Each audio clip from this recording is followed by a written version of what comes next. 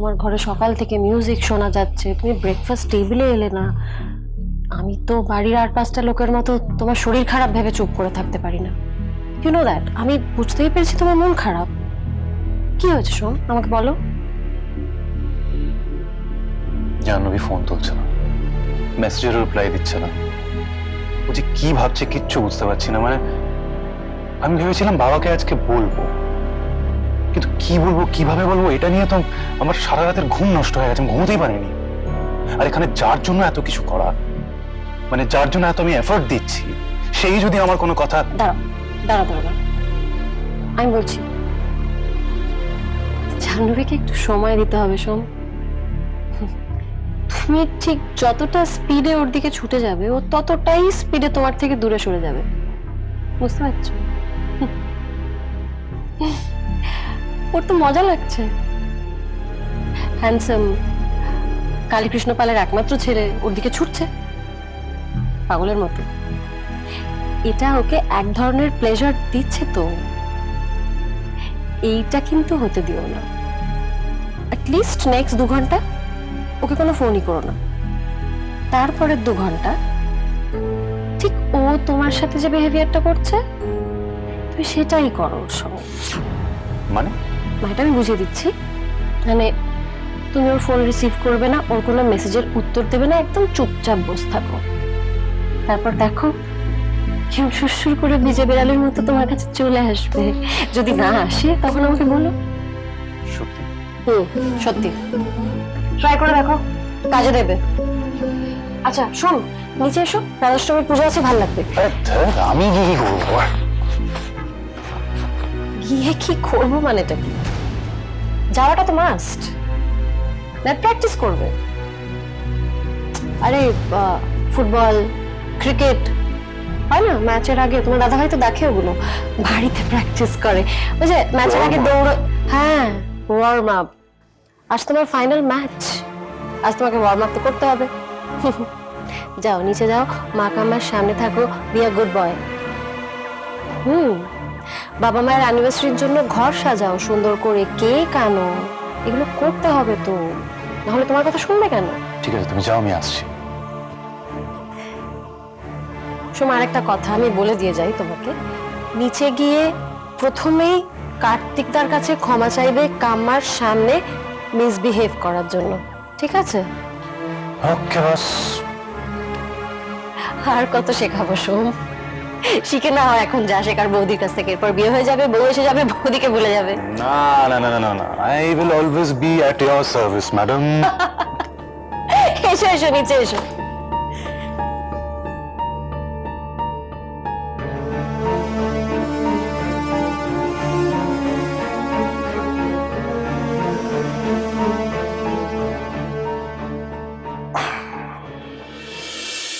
আমাকে ধরে আস্তে আস্তে চল, আস্তে আস্তে চল চল।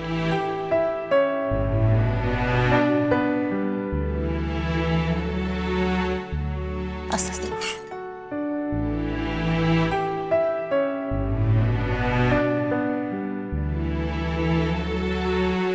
মনে হয় পাটা মুচকে গেছে, নাহলে এত ব্যথা হবে কেন?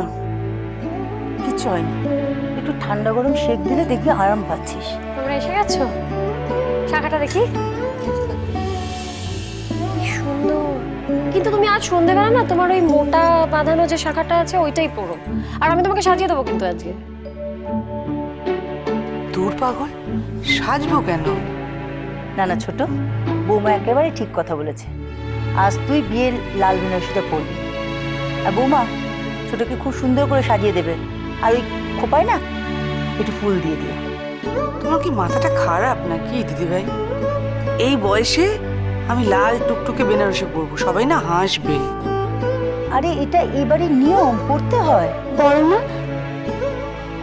আজকে সন্ধ্যেবেলা কি হবে গো? ও তো জানিস না, আজ মেজকার কাম্মার 25th ম্যারেজ, 25 বছরের বিবাহ বার্ষিকী, সিলভার জুবিলি। মা ওকে ডেকে নি। মিনু, আজ কিন্তু রাতে এখানে খাবি কেমন? আর নীলু আর বাকিদের খাবার আমি ওয়ার্কশপে পাঠিয়ে দেবো। কিরে, আসবি তো? আসতে তো তোকে হবেই মিনু, তুই না এলে খেলাটা কি করে জমবে? তোর সামনে সোম জাহ্নবীকে বিয়ের কথা বলবে, তুই ট্যাপ ট্যাপ করে তাকিয়ে দেখবি, তবেই তো খেলা জমবে। না না মা, ও আসবে, আসবি বুঝেছিস, আমাকে হেল্প করবি, কাম্মাকে দুজনে মিলে সাজাবো, ঠিক আছে? কিরে মিনি, আসবি তো? হ্যাঁ। গিন্নিমা, তোমার জন্য কি গিফট আনবো বলে দাও। তোমার কি পছন্দ বলো? তুই তো আমাদের সব থেকে বড় গিফট মিনু। কিচ্ছু আনবি না, ভগবান না চাইতেই তোকে আমাদের কাছে দিয়ে দিয়েছেন। কিচ্ছু আনবি না। না রে, তোর যেটা ইচ্ছে করবে সেটাই নিয়ে আসবি। আর সব থেকে ভালো হয় তুই যদি একটা গান করিস, সেটা হবে সব থেকে বড় উপহার। জানিস কিভাবে তোর কর্তার বিয়ে দিয়েছিলাম আমি? আহ দিদিভাই থাক না। না না, থাকবে না, আমার খুব জানতে ইচ্ছে করে। মা আপনি বলুন না, এই সময় তো বিয়ে হয় না। না হ্যাঁ, আসলে ছোটর বাবাকে না ডাক্তার জবাব দিয়ে দিয়েছিল, কিন্তু ছোটর বাবার খুব ইচ্ছে ছিল যে ছোটকে বিয়ের সাজে দেখে। তখন ঠাকুর মশাইয়ের বিধান মেনে গোধূলি লগ্নে ওদের 4 হাত এক করে দেওয়া হয়েছিল, কিন্তু মেসোমশাই বিয়ের 4 দিন পর্যন্ত বেঁচে ছিলেন। থাক, ওইসব গল্প পরে হবে। বোমা শোনো না, খুব ব্ল্যাক কফি খেতে ইচ্ছে করছে, একটু করে নিয়ে শোনা। আর মিনু, ঠাকুর ঘর থেকে সিঁদুর কৌটোটা নিয়ে যা, মনে আছে তো আজ মা দুর্গার সিঁথিতে সিঁদুর ছোঁয়াতে হয়। ও ও হ্যাঁ, এটাই ভুলে গেছি আমি। উফ,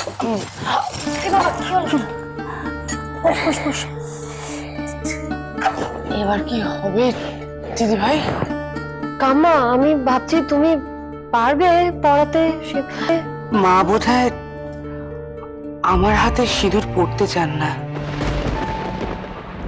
তাই বোধহয় আটকে দিলেন না।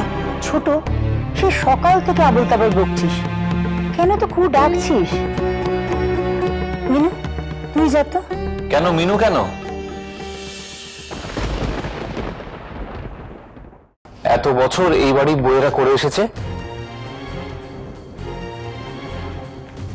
তো আজকে হঠাৎ মিনু করবে কেন? সে তো আমিও করেছি বাবু, কিন্তু আমি ছোট, এখন তো অত উঁচু মাথায় উঠতে পারবো না। তাই বলে মিনু? কেন, মিনু কি বিবাহিতা? তবে কে যাবে? কে আবার যাবে? পালবাড়ির বড় বউ সে যাবে। পালবাড়ির বড় বউ? পালবাড়ির বড় বউ তো মা। আর তারপর আমি আমি মানে আমি কি করে? আমি তো ওখানে যাইনি কখনো, তুমি তো জানো।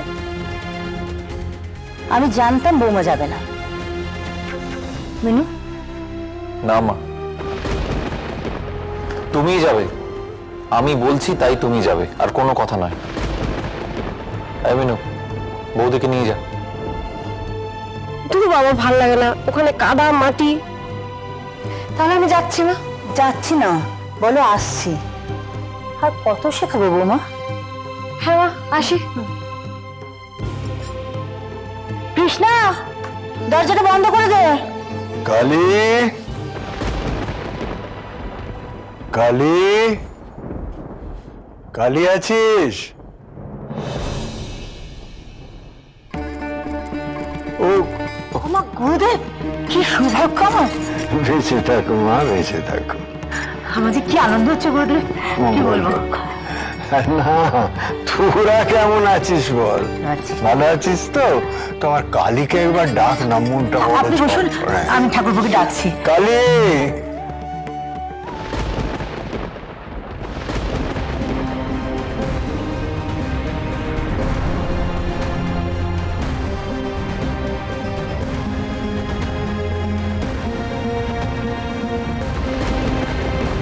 এ বাড়িতে তো ঘোর সংকট, কালো মেঘের ছায়া, কোনো কিছু ঠিক হবে না, কোনো কিছু ভালো হবে না, সব থেমে যাবে। আজ না তো